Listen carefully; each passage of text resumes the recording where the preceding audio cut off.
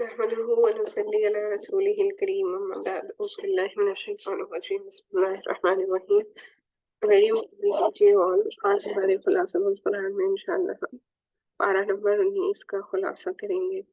گزشتہ نشست میں جو میں نے ریکارڈنگ اپلوڈ کی تھی اس میں پارہ نمبر 18 کی خلاصہ کیا گیا تھا، جو کہ گروپ میں شیئر کیا گیا ہے اور میرے چینل پر بھی موجود ہے، تو آپ وہاں سے اس کو دیکھ سکتے ہیں. آج کی نشست میں انشاءاللہ ہم پارہ نمبر 19 کا خلاصہ کریں گے. تو چلیں اپنی مجلس کا آغاز کرتے ہیں. درود شریف پڑھ لیجیے. اللہم صلی علی محمد وعلی آل محمد کما صلیت علی ابراہیم وعلی آل ابراہیم انک حمید مجید. اللہم بارک علی محمد وعلی آل محمد کما بارکت علی ابراہیم وعلی آل ابراہیم انک حمید مجید. دوبارہ دہراتی چلوں جہاں کہیں بھی نبی کریم صلی اللہ علیہ وسلم کا نام آئے، صلی اللہ علیہ وسلم کہنا لازمی ہے.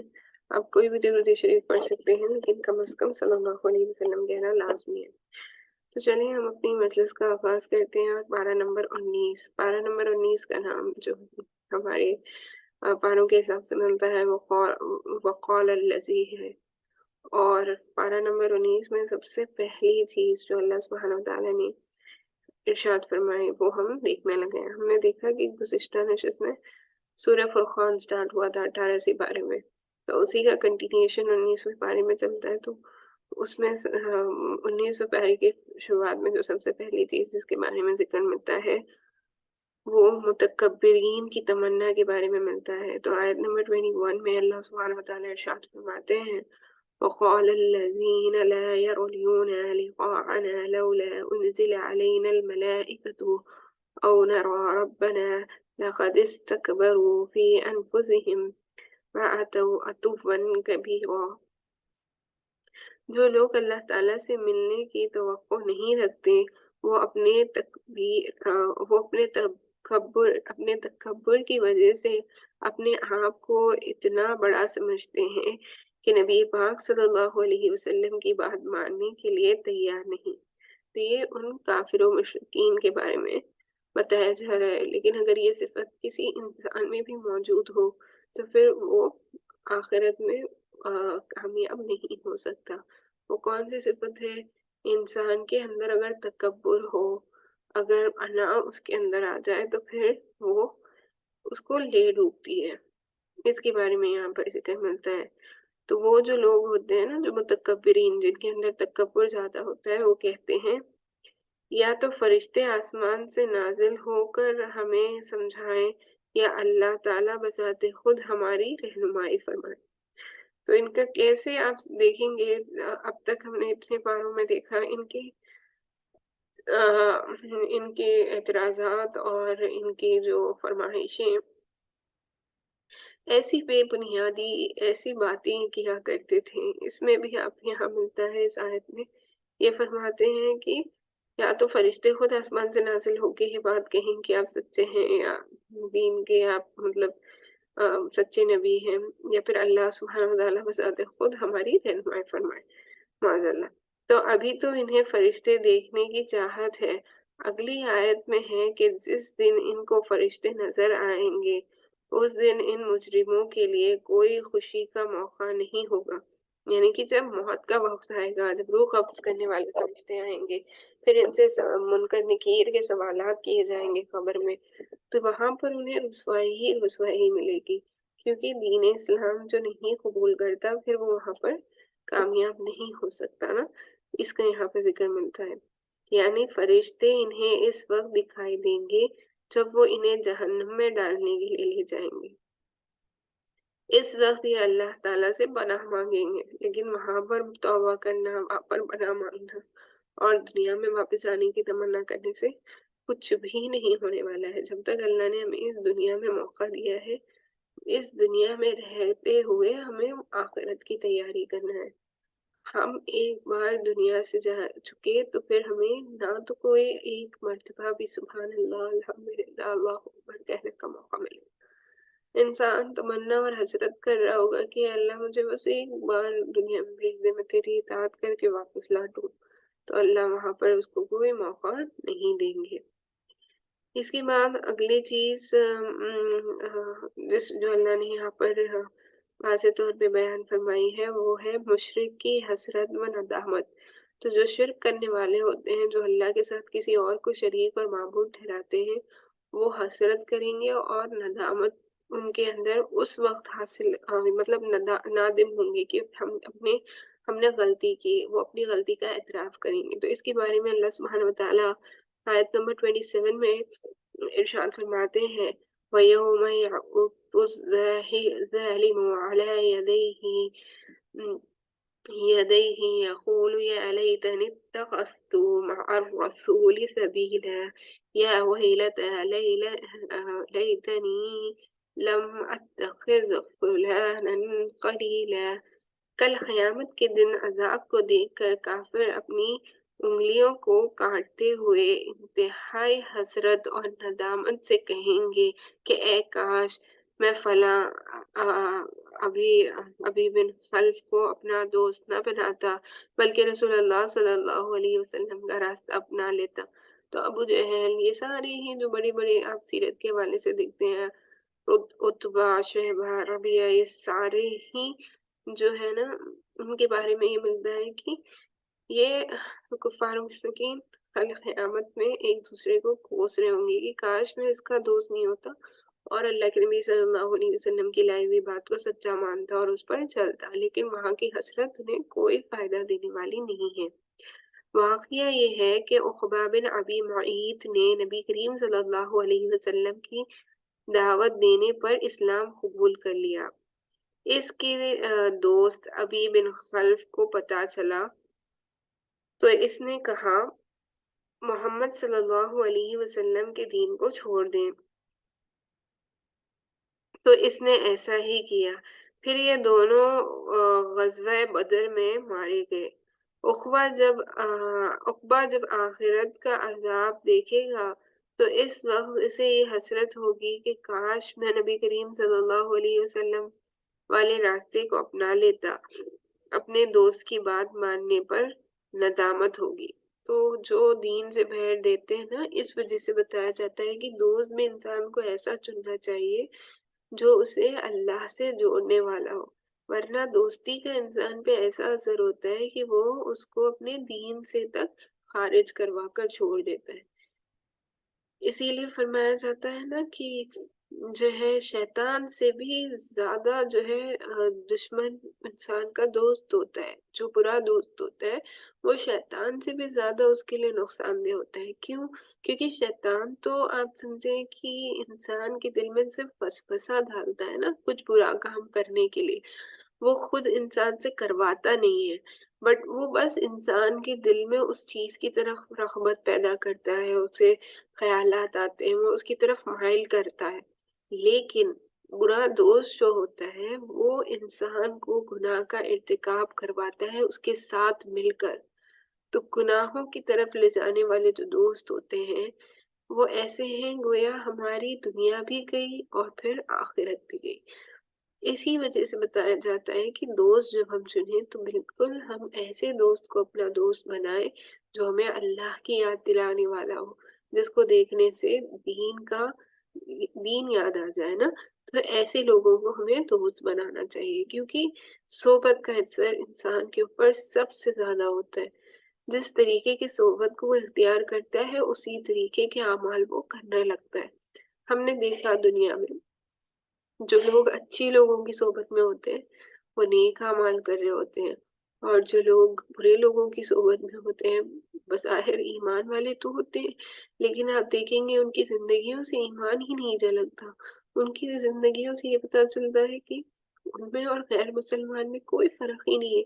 वो उनके साथ शराब भी पीते हैं, उनके साथ जुआ भी खेलते हैं, वो उनके साथ बाहर जो pubs and all, DJ, dance, ज़िनाकारी, सब चीज़ों में इंसान मुब्तला हो जाता है।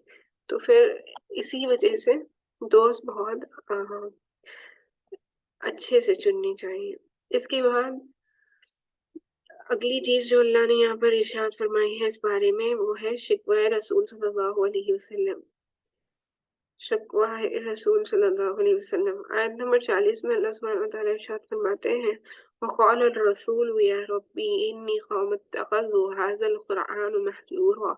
क़यामत के दिन नबी करीम सल्लल्लाहु अलैहि वसल्लम अपनी कौम की शिकायत करेंगे कि ए मेरे परवरदिगार, मेरी कौम ने कुरान करीम को छोड़ दिया है था। ये क्यों फरमा रहे हैं? आप देखें, वो नबी जो हमेशा हमेशा अल्लाह से या रब्बी उम्मती या कल क़यामत में तक अल्लाह के नबी ही की शफ़ाअत को कबूल किया जाएगा, जब हर बंदा हर शख्स या हत्ता के नबी भी सारे ही अंबिया इकराम जो है नफ्सी नफ्सी कर माज़रत नफ्सी नफ्सी कर रहे होंगे, उस समय एक ही आवाज होगी जो या रब्बी उम्मती कर रही होगी, यानी कि या अल्लाह मेरी उम्मत, या अल्लाह मेरी उम्मत। वो हमारे नबी सल्लल्लाहु अलैहि वसल्लम होंगे।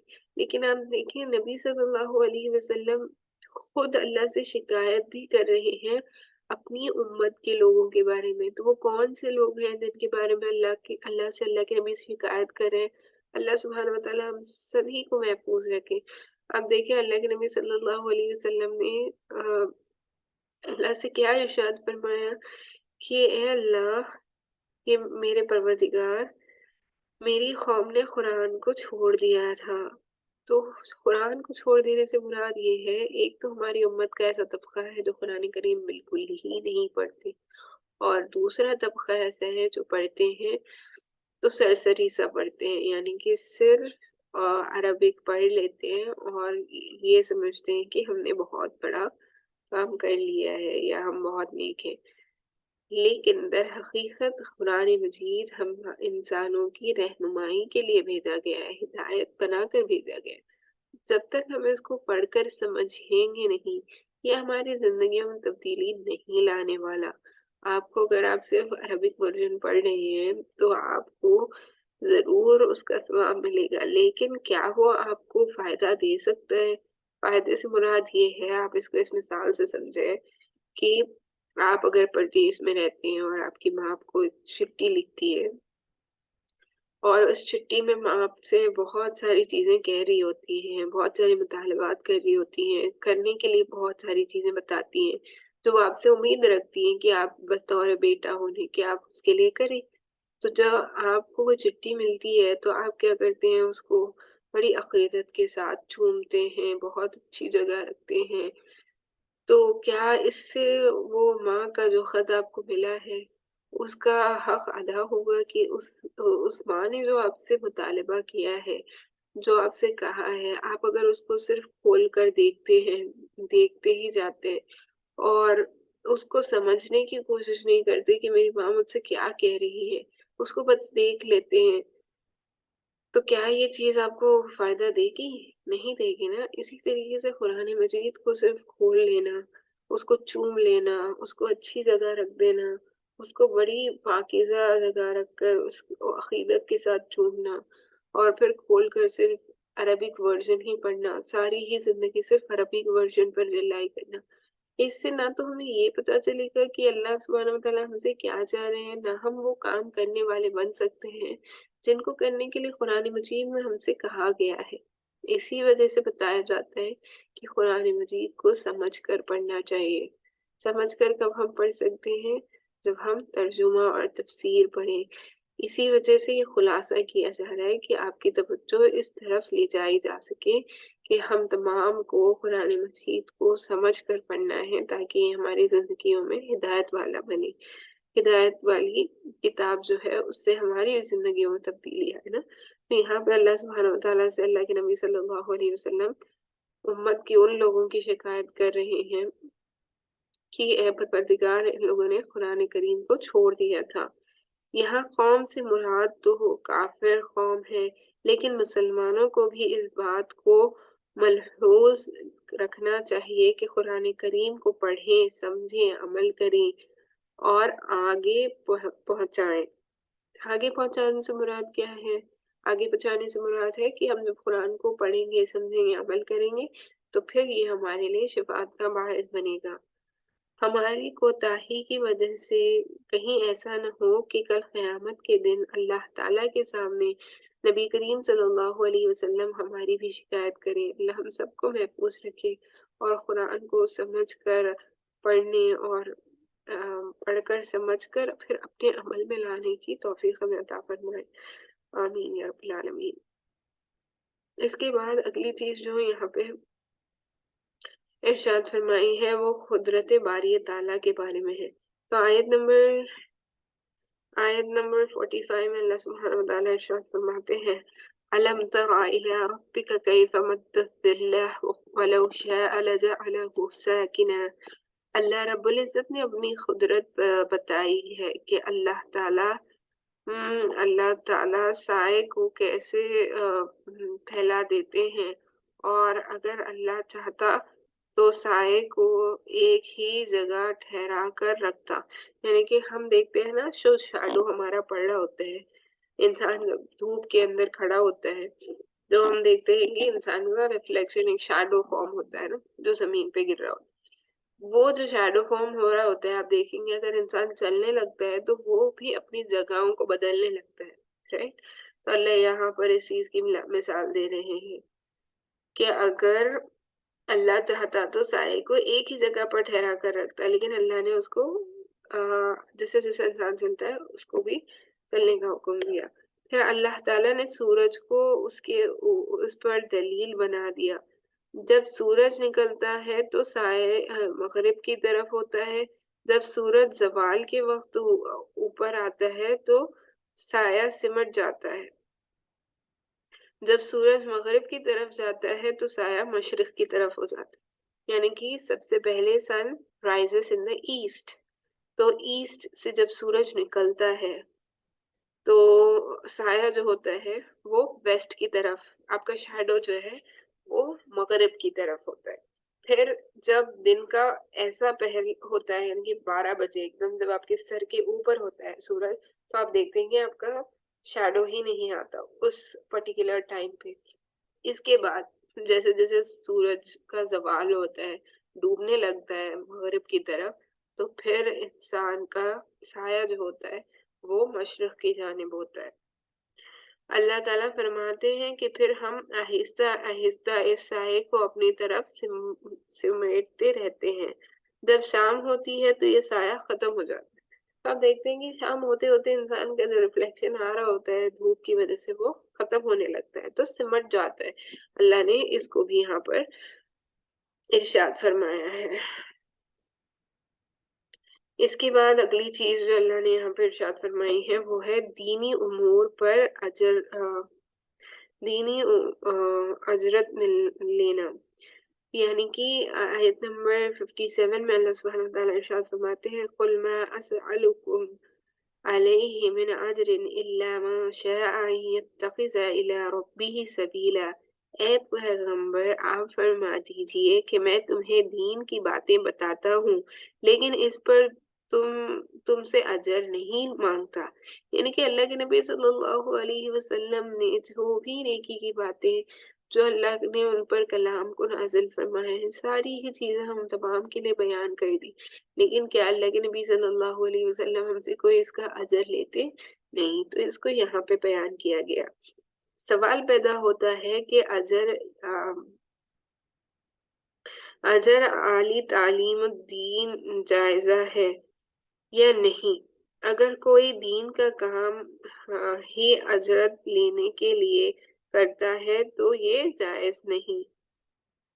यानी कि ये बताया जा रहा है कि इंसान जब दीन का काम करता है तो उसका अजर जो मिलता है वो अल्लाह ही की तरफ से मिलता है। अगर वो दुनिया से मनसूख करता है और उसका काम करने का मकसद ही सिर्फ दुनिया की कामयाबी है, तो फिर अल्लाह ने उसको नहीं पसंद फरमाया।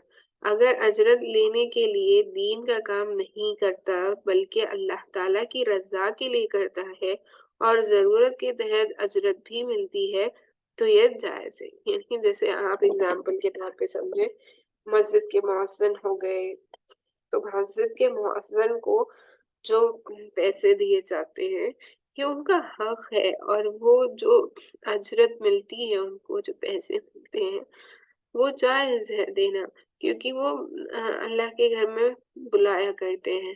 تو یہ جو ہے اللہ کی رضا کے لیے اگر وہ کر رہے ہیں تو پھر یہ کامیابی کی علامت ہے۔ اور باقی اس آیت میں جو نبی کریم صلی اللہ علیہ وسلم فرما رہے ہیں کہ میں تم سے اجر نہیں مانگتا، یہ کفار کو خطاب ہے۔ تو اجر نہیں مانگتے سے مراد یہ ہے کہ کفار و مشرکین کو وہ اللہ کے نبی صلی اللہ علیہ وسلم مخاطب کر کر کہہ رہے ہیں، مومنوں کو نہیں۔ ایمان والوں اور خصوصاً ام المومنین حضرت خدیجہ رضی اللہ تعالیٰ عنہما تو نبی کریم صلی اللہ علیہ وسلم پر اپنا مال خرچ فرماتی رہی ہے۔ تو یہاں پہ یہ چیز پتہ چلی کہ یہ جو خطاب تھا یہ کفار و مشرکین سے تھا۔ اس کے بعد اگلی چیز اللہ سبحانہ وتعالیٰ نے جو یہاں پر ارشاد فرمائی ہے وہ عباد الرحمن کی صفات کو اللہ نے بیان کیا ہے۔ تو آیت نمبر 63 میں اللہ نے ارشاد فرمایا وَعِبَادُ الرَّحْمَنِ الَّذِينَ يَمْشُونَ عَلَى الْأَرْضِ حَوْنًا۔ یہاں سے کچھ آیات تک عباد الرحمن کے 12 اوصاف بیان کیے گئے ہیں کہ عباد الرحمن کون ہوتے ہیں، یعنی کہ اللہ کی عبادت کرنے والے کون ہوتے ہیں۔ اور امت مسلمہ کو اس سے سبق ملتا ہے کہ عباد الرحمن بنے اور ان اوصاف کو اپنانے کی کوشش کریں۔ ان کے اوصاف یہ ہیں، یعنی کہ اللہ کی عبادت کرنے والوں کے اوصاف بیان کیے گئے ہیں، کہ کوالٹیز بیان کیے گئے ہیں کہ یہ کیسے لوگ ہوتے ہیں جو اللہ کی عبادت کرنے والے ہوتے ہیں نا، تو ان کے کوالٹیز کو بتایا گیا ہے۔ تو یہ کتنے اوصاف ہیں؟ تقریباً اللہ نے 12 اوصاف کیے بیان۔ تو سب سے پہلے دیکھیں گے کہ ان کے اوصاف کیا ہے، وہ کون سی 12 کوالٹیز ہے۔ سب سے پہلی یہ ہے کہ زمین پر عاجزی سے ملتے ہیں، یعنی کہ کسی سے ملتے ہیں تو اچھے انداز میں ملتے ہیں اور عاجزی ان کے اندر ہوتی ہے، ان کی وہ اپنے آپ کو بڑا نہیں سمجھتے، تکبر نہیں کرتے، اپنے آپ ہی کو اعلیٰ نہیں سمجھتے۔ جب جاہل ان سے بات کریں تو وہ ان کو سلام کہہ دیتے ہیں۔ رات سجدے اور قیام کی حالت میں گزارتے ہیں، یعنی تہجد کا اہتمام کرتے ہیں۔ تو ان لوگوں کے بارے میں جو عباد الرحمن میں آگے ہوتے ہیں، ان کی ایک اور صفت یہ ہے کہ وہ رات کو سجدے کرنے والے ہوتے ہیں اور قیام کی حالت میں ان کی رات گزرتی ہے۔ تو اس سے مراد تہجد کی نماز پڑھنے کا اہتمام کرنا ہے۔ جہنم کے عذاب سے بچنے کی دعائیں مانگتے ہیں اور میانہ روی کرتے ہیں، یعنی کہ اعتدال کے ساتھ وہ چلتے ہیں، نہ فضول خرچی کرتے ہیں اور نہ ہی بخل کے کام لیتے ہیں، بخل سے کام لیتے ہیں، یعنی کہ نہ وہ اتنے زیادہ پیسے خرچ کرتے ہیں نہ اتنے کم، بالکل میانہ روی اختیار کرتے ہیں۔ اس کو یہاں پہ بتایا گیا۔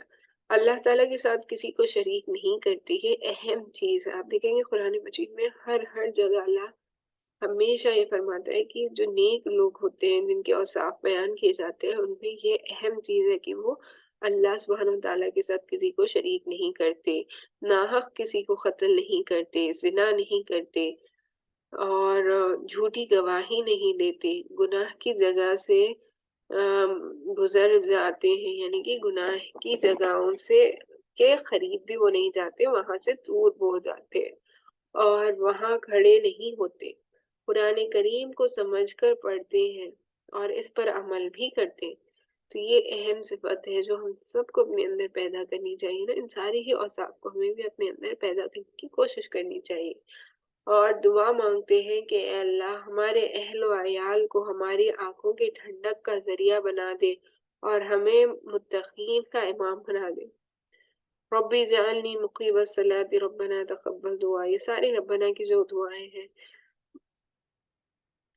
ربنا ازواجنا من ذریتنا قرۃ اعین واجعلنا للمتقین اماما، یہ اسی دعا کی آپ سمجھیں گے مفہوم ہے کہ اللہ ہمارے اہل عیال کو ہماری آنکھوں کی ٹھنڈک بنائیے اور ٹھنڈک کا ذریعہ بنائے اور ہمیں متقین کا امام بنائے نا، جو متقین ہوتے ہیں۔ ان اوصاف کی مزید اگر آپ نے تفصیل دیکھنی ہے تو آپ یہ جو مصنف کی کتاب ہے اللہ کے بندے، اس میں آپ ملاحظہ فرما سکتے ہیں۔ اس کے بعد اگلی چیز جو عباد الرحمن کے اوصاف اپنانے کا نتیجہ، یہ سارے ہی 12 اوصاف جو بھی بیان کیے گئے، اگر انسان اپنے آپ کے اندر ان 12 کوالٹیز کو لانے کی کوشش کرتا ہے تو پھر اللہ سبحانہ وتعالیٰ اس کو کیا اجر دیتے ہیں، اس کا بھی اللہ نے یہاں پر ارشاد فرمایا ہے۔ آیت نمبر 75 میں اللہ سبحانہ وتعالیٰ ارشاد فرماتے ہیں اولئک یجزون الغرفة بما صبروا ویلقون فیہا تحیۃ وسلام۔ الحمدللہ، معذرت۔ تو یہاں پہ یہ بیان کیا گیا ہے کہ عباد الرحمن کے اوصاف کے بعد ان کے لیے نتیجہ بیان فرمایا ہے، یعنی کہ اگر انسان یہ کوالٹیز کو اپنے اندر پیدا کرتا ہے تو پھر اس کے لیے کیا اللہ انعام دیں گے کہ اللہ تعالیٰ ان کو جنت میں بالا خانے دیں گے۔ بالا خانے جس پہ تختے پر ٹیک لگا کے بیٹھے ہوتے ہیں نا، اسے بالا خانہ کہتے ہیں، اور وہاں ان کا استقبال دعاؤں اور سلام کے ساتھ کیا جائے گا۔ وہ ان میں ہمیشہ ہمیشہ رہیں گے اور یہ رہنے کی بہترین جگہ ہے۔ تو آپ دیکھیں اللہ نے جو ہمیں زندگی دی، اس کے بعد والی جو زندگی ہے وہ ہمیشہ ہمیشہ رہنے والی زندگی۔ اس دنیا میں جو اللہ نے زندگی دی ہے یہ مختصر سا خاکہ ہے۔ آپ دیکھیں گے کہ اللہ نے میکسیمم اللہ کے نبی صلی اللہ علیہ وسلم کی امت کی ایک ایوریج لائف سپین جو بتائی جاتی ہے، کیونکہ ہمارے نبی صلی اللہ علیہ وسلم کی عمر مبارک 63 ایئرس تھی، تو ایوریج آپ +60 ہو جائیں، آپ بہت سمجھ لیں کہ میکسیمم ایکسٹینشن پہ آپ چلے، میکسیمم انسان 60 سال کی زندگی دنیا میں گزارتے ہیں، 60 سے 70 سال، 70 برس۔ تو یہی ہی زندگی کا ایک عرصہ ہے جو ہمیں صرف دنیا کی طرف مائل ہو کر نہیں، دین کی طرف بھی مائل ہو کر گزارنا ہے۔ تو وہی ہمیشہ ہمیشہ کی رہنے جگہ ہے نا، جنت جہنم جو فیصلے کی جگہ ہے، وہاں پر جو فیصلہ ہو جائے گا وہ ہمیشہ ہمیشہ کے لیے رہے گا، اس کو یہاں پہ بیان کیا گیا ہے۔ اگلی چیز جو یہاں پہ بیان کی گئی ہے، اگلا سورہ جو یہاں پہ اگلا سورہ جس کا یہاں پہ ذکر ملتا ہے وہ ہے سورہ الشعراء۔ اس سورت کے آخری میں شعراء کا ذکر ہے، اس لیے اس سورت کا نام بھی الشعراء رکھا گیا ہے۔ اور نبی اس میں سب سے پہلی چیز جو ملتی ہے وہ ہے نبی کریم صلی اللہ علیہ وسلم کی کڑھن، یعنی کہ آیت نمبر 3 میں اللہ سبحانہ وتعالیٰ ارشاد فرماتے ہیں لَعَلَّكَ بَاقِعٌ نَفْسَكَ أَلَّا يَكُونُوا مُؤْمِنِينَ۔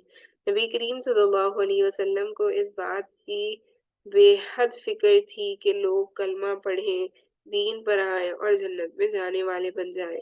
اس پر آپ صلی اللہ علیہ وسلم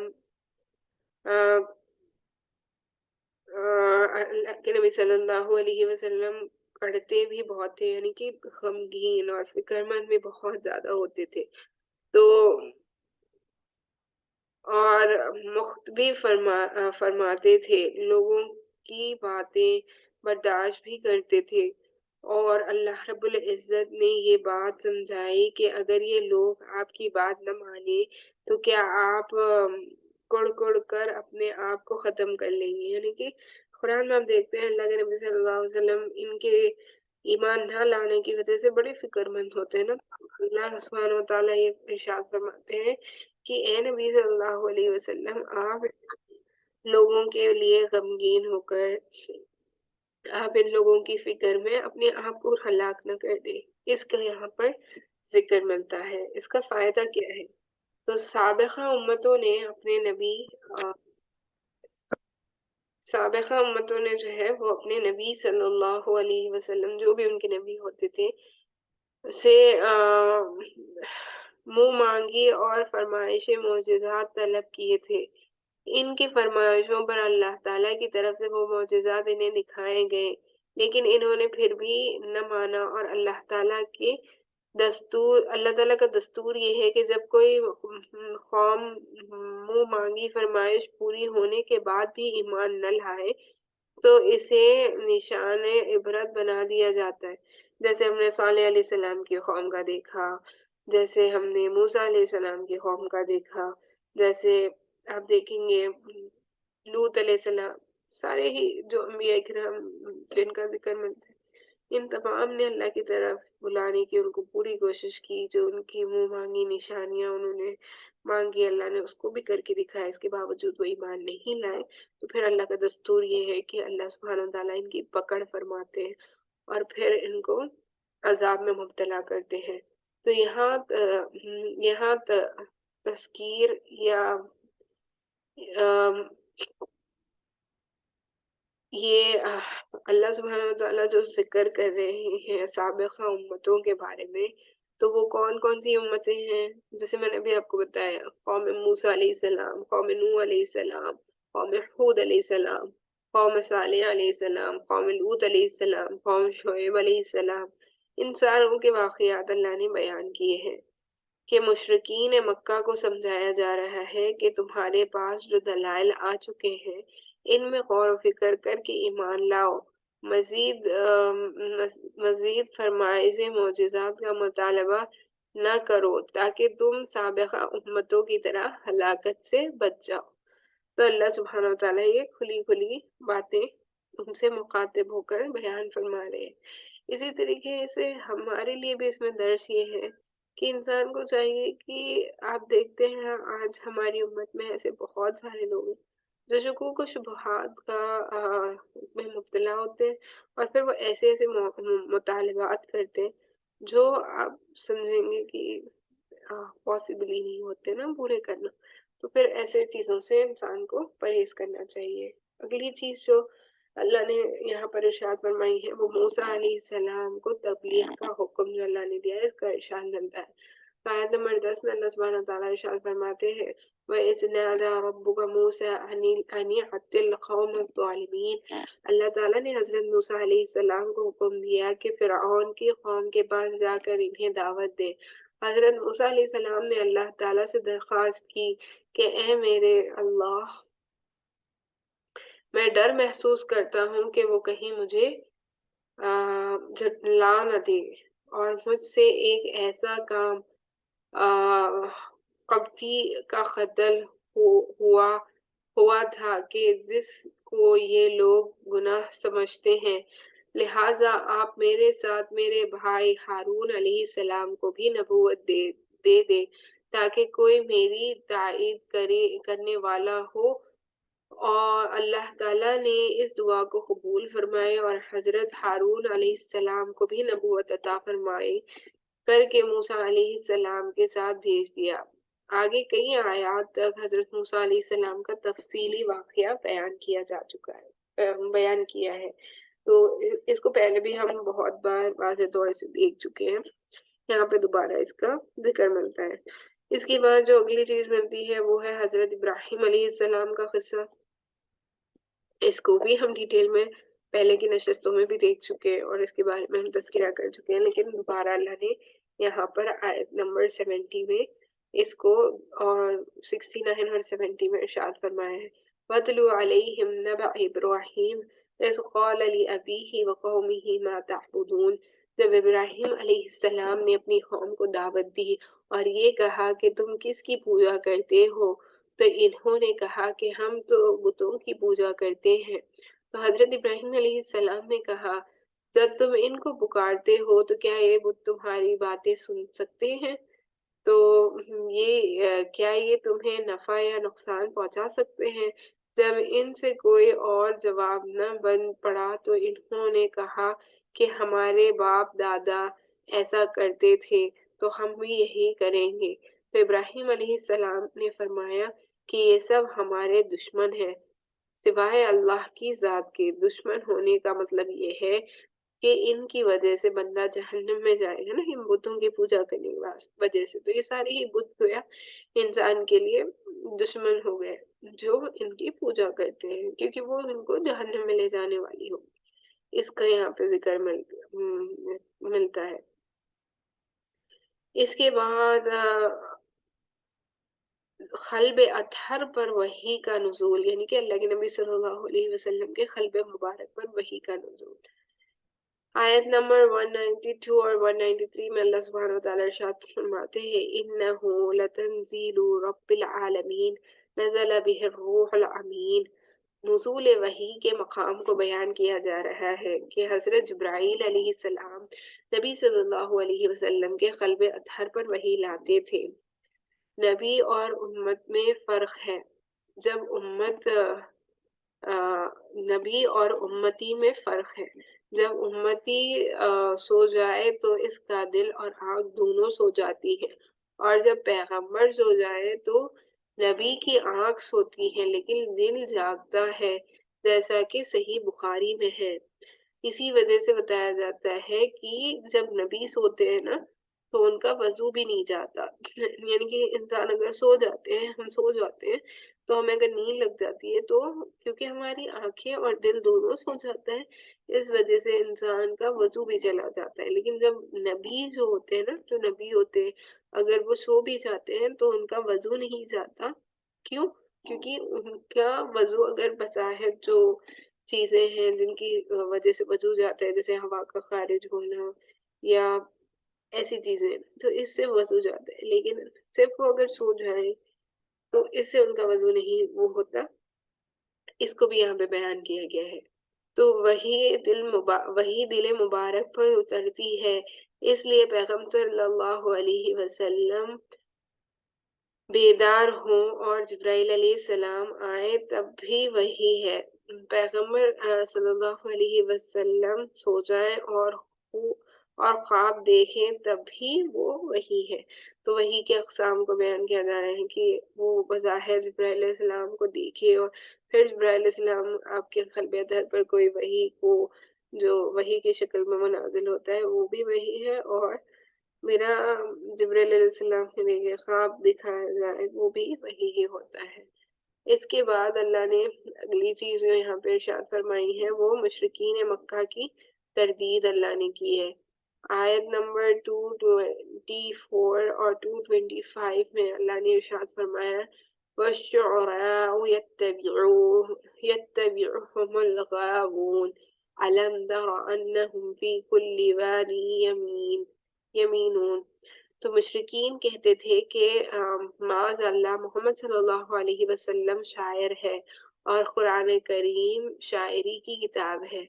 ان آیات میں اللہ تعالیٰ نے شعراء کی مذمت کی، کہ جو شاعر ہوتے ہیں ان کی اللہ نے مذمت کی، اور بیان فرمائی کہ شعراء کے پیچھے گمراہ لوگ چلتے ہیں، اور اکثر شاعر ہر قسم کی خیالی وادی میں بھٹکتے رہتے ہیں اور ایسی باتیں کہتے ہیں جو کرتے نہیں ہیں۔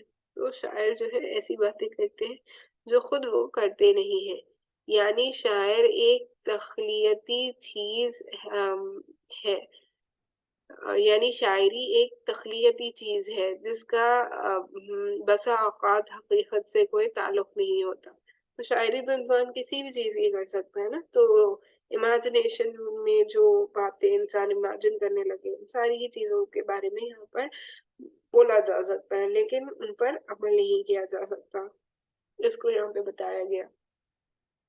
البتہ اہل ایمان اور عمل صالح والے وہ شاعر جو استعار میں خلاف شرعی بات نہیں کریں گے بلکہ دین و مذہب کی بات کرے تو اس سے مستثنی ہے، جیسے شاعر رسول صلی اللہ علیہ وسلم حضرت حسان بن ثابت رضی اللہ تعالیٰ عنہ، جو اللہ کے نبی صلی اللہ علیہ وسلم کی ذات بابرکت کے متعلق شاعر تھے، اور دین کے باتوں کو اور اللہ کے نبی صلی اللہ علیہ وسلم کے اوصاف کو بہت بیوٹیفلی شاعری کے انداز میں وہ بیان کیا کرتے تھے۔ تو ان کے بارے میں یہاں پر ارشاد ملتا ہے۔ اس کے بعد اگلا سورہ جو اس بارے میں شروع ہوتا ہے وہ ہے سورہ نمل۔ تو اللہ سبحانہ وتعالیٰ نے سورہ نمل کی آیت نمبر 18 میں حضرت سلیمان علیہ السلام کے واقعے میں چوٹی کا ذکر کیا ہے تو اسی مناسبت سے اس کا نام نمل رکھ دیا گیا۔ تو اس صورت میں بھی اسلام کی بنیادی عقائد یعنی توحید، رسالت اور قیامت کو بیان کیا گیا ہے۔ حضرت سلیمان علیہ السلام کی بادشاہت اور دولت کا ذکر ہے۔ ملکہ بلقیس کا قصہ ہے، ملکہ بلقیس کا قصہ بھی ذکر کیا گیا ہے، اور اور تذکیر بیان اللہ کے ضمن میں مختصراً سابقہ امتوں کے واقعات کو بھی بیان کیا گیا ہے۔ تو یہ ساری ہی ٹاپکس کو اللہ نے سورہ نمل میں کور کیا۔ تو سب سے پہلے موسیٰ علیہ السلام کا واقعہ دوبارہ اللہ نے اس پہ امفسس کیا۔ آیت نمبر 7 میں اللہ سبحانہ وتعالیٰ ارشاد فرماتے ہیں اِذْ قَالَ مُوسَىٰ لِأَهْلِهِ إِنِّي آنَسْتُ نَارًا سَآتِيكُم مِّنْهَا بِخَيْرٍ أَوْ آتِيكُم بِشِهَابٍ فَبَصِرْ لَعَلَّكُمْ تَصْطَلُونَ۔ موسیٰ علیہ السلام مدین سے واپس تشریف لا رہے تھے۔ آپ کے گھر والے بھی ساتھ تھے۔ سردی تھی، اس لیے حضرت موسیٰ علیہ السلام کو آگ کی ضرورت محسوس ہوئی۔ قریب میں آگ نہیں تھی تو دور کوہ طور پر انہیں آگ جلتی ہوئی محسوس ہوئی جو حقیقت میں نور تھا۔ وہاں گئے تاکہ آگ لے آئے یا راستہ معلوم کرے۔ وہاں پہنچ کر آپ نے یہ آواز سنی کہ اے موسیٰ، میں اللہ ہوں، غالب ہوں اور حکمت والا ہوں۔ اسی مقام پر اللہ تعالیٰ نے حضرت موسیٰ علیہ السلام کو نبوت عطا فرمائی، جیسا ہم گزشتہ نشست میں بھی دیکھ چکے ہیں، گزشتہ نشستوں میں۔ تو معجزات اور نشانیاں بھی عطا فرمائیں اور فرعون اور اس کی قوم کی طرف جانے کا حکم دیا۔ تو اس کا یہاں پر ذکر ملتا ہے۔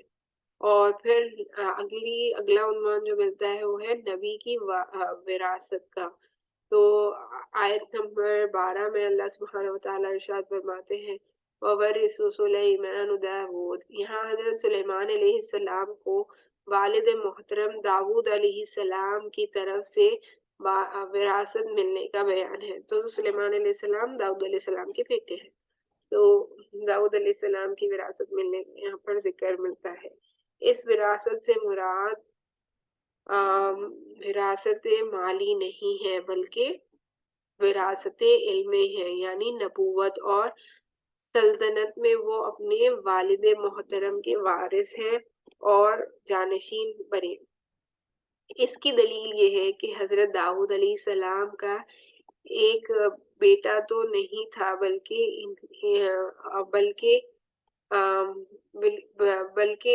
19 بیٹے تھے، ایک نہیں تھا، 19 بیٹے تھے، لیکن وارث صرف ایک بیٹا یعنی حضرت سلیمان علیہ السلام بنے، یعنی کہ ایک ہی بیٹے کو اللہ نے چنا نبوت کے لیے، جن کو حقیقی وراثت ملی، وہ علم کا نور انہیں منتقل کیا گیا۔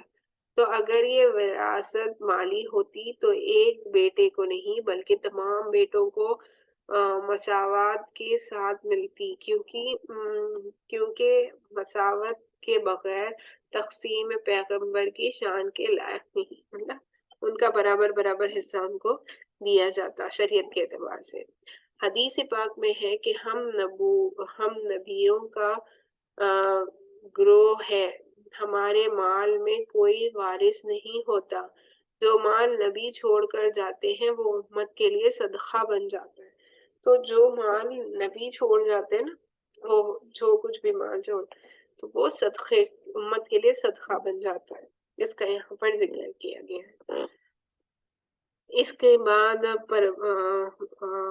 پرندوں کی بولیوں کا علم اللہ نے یہاں پر سلیمان علیہ السلام کو عطا کیا تھا نا، اس کا ذکر ملتا ہے آیت نمبر 12 میں قَالَ يَا أَيُّهَا النَّاسُ عُلِّمْنَا مَنطِقَ الطَّيْرِ وَأُوتِينَا مِنْ كُلِّ شَيْءٍ إِنَّ هَٰذَا لَهُوَ الْفَصْلُ الْمُبِينُ۔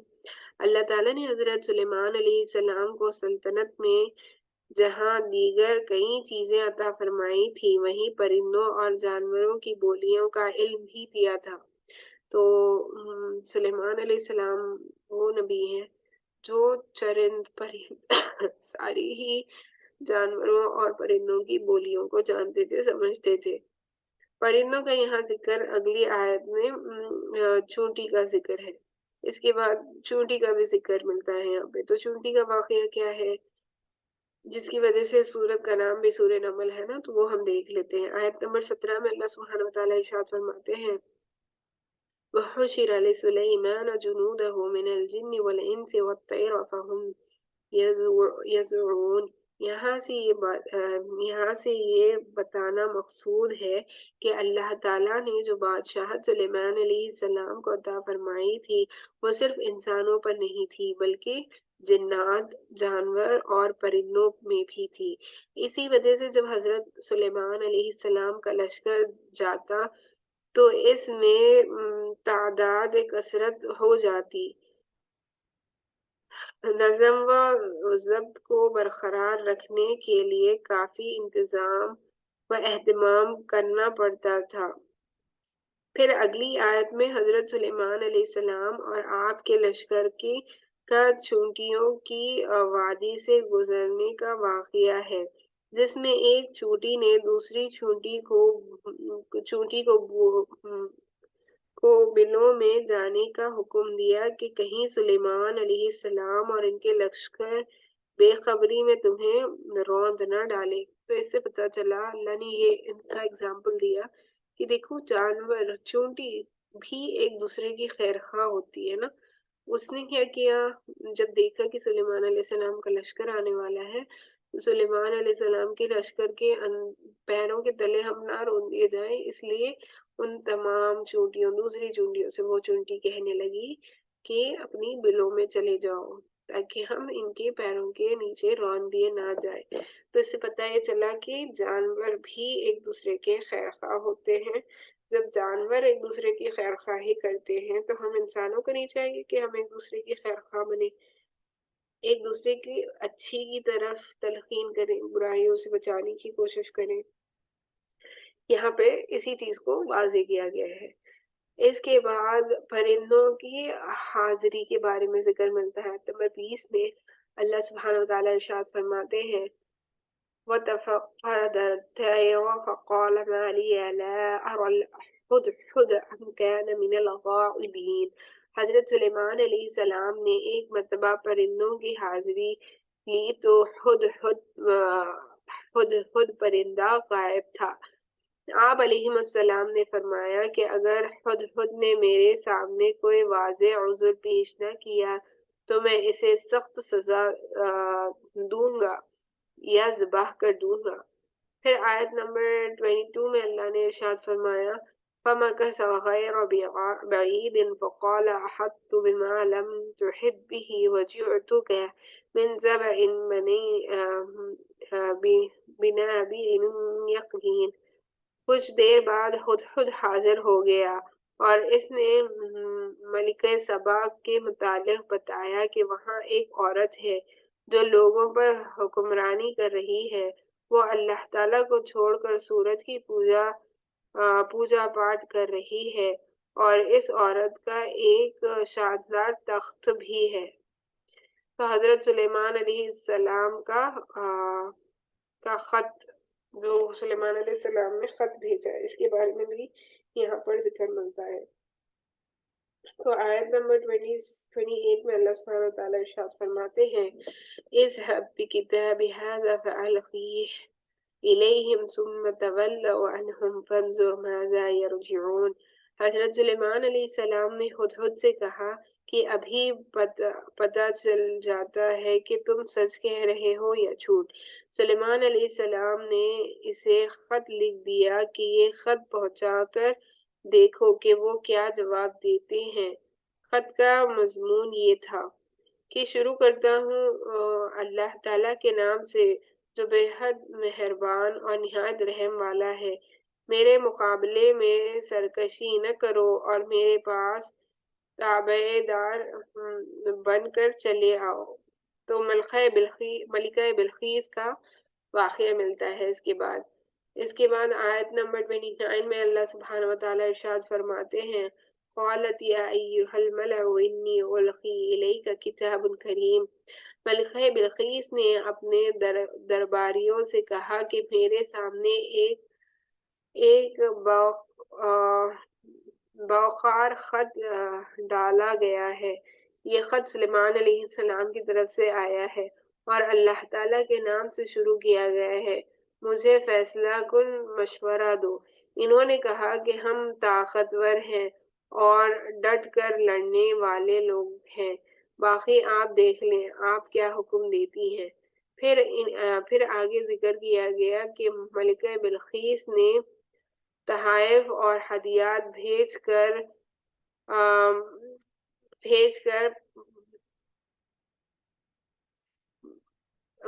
کر جھپنا چاہا، لیکن سلیمان علیہ السلام نے فرمایا کہ کیا تم میری مدد مال کے ذریعے کرنا چاہتی ہو؟ واپس لے چلو۔ یعنی کہ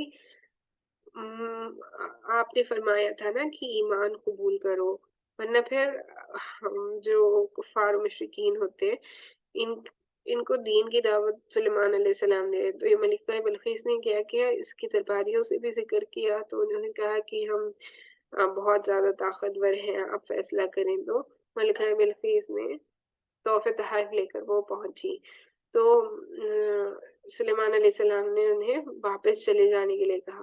تو اللہ تعالیٰ نے جو تمہیں دیا ہے اس سے کہیں زیادہ بہتر مجھے دیا ہے۔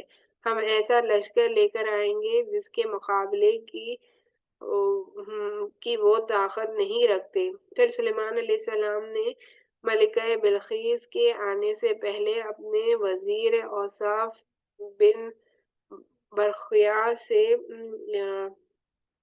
بذات خود اس کا تخت منگوا لیا اور اس میں کچھ تبدیلی بھی کروا دی۔